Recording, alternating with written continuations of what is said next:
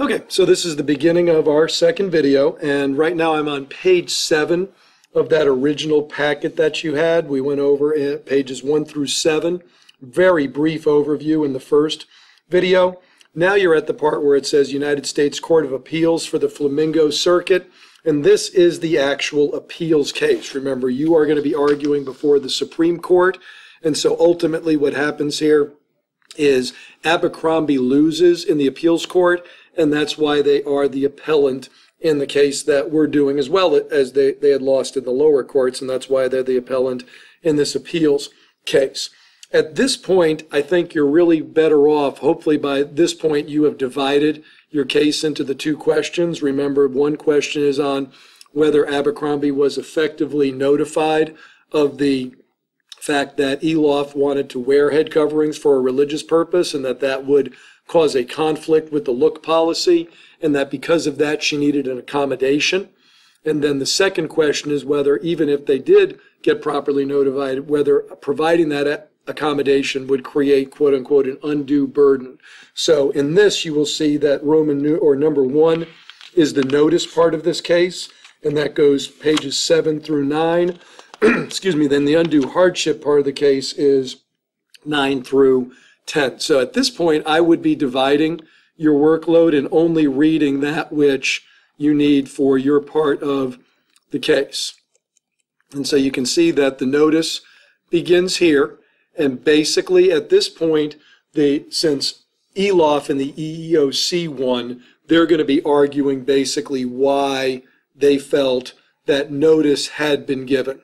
Here, this is especially if you're arguing later for the respondents, you'll see that they're arguing for a more flexible approach. Again, the key to this whole part of the question is that Abercrombie is going to argue that notice didn't happen because Eloff never specifically said she was Muslim, that she wore her head coverings because she was Muslim, and that she knew that this would conflict with the look policy, and because of that she was requesting an accommodation.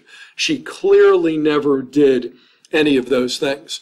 What the EEOC on behalf of Eloff is arguing, and you can see this right in this part of the case, is that they're urging a less restrictive approach, what sometimes is called later a more flexible approach. And what you'll see is that several court cases, like the Thomas case, is cited as part of their argument.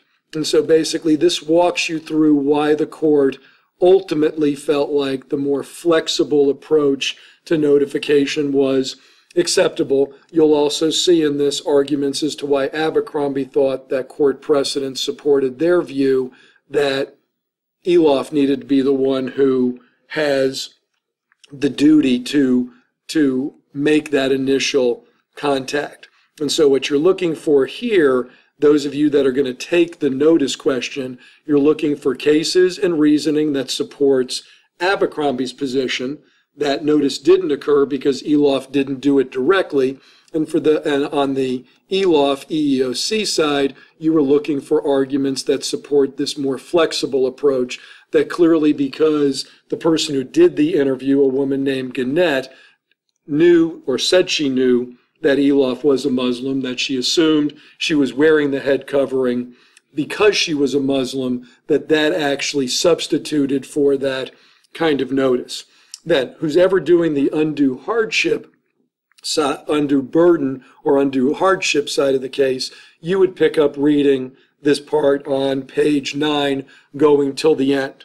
So key things here is in the first part of the case, the burden is on Eloff to demonstrate that notice had been given.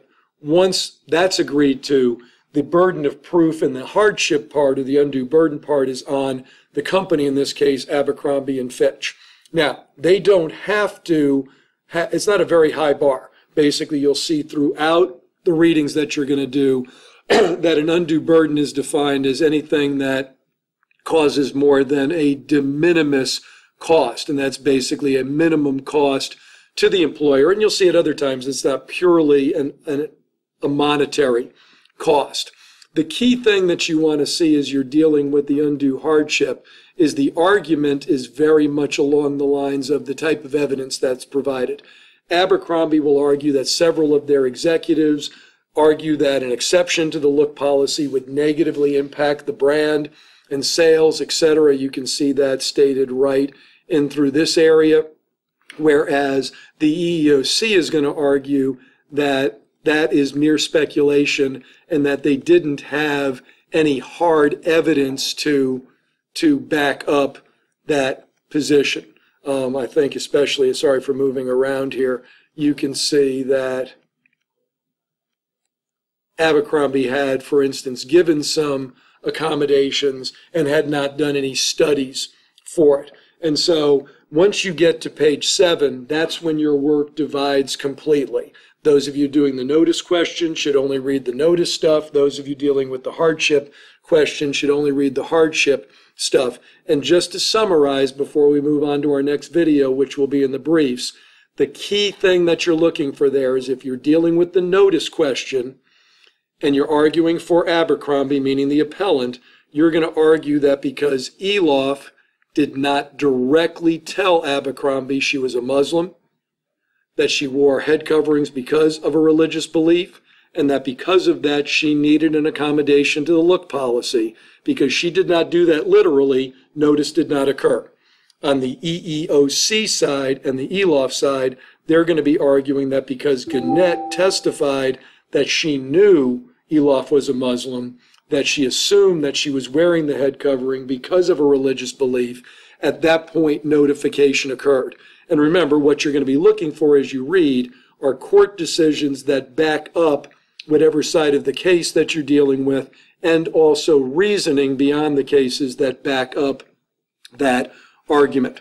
Then what I'm going to do next is go through basically an overview of the appellant brief and the respondent brief that you have, and each one of those will take a short video. And again, there'll be several of these, so try to be patient as I'm walking through the various components of this. Thank you.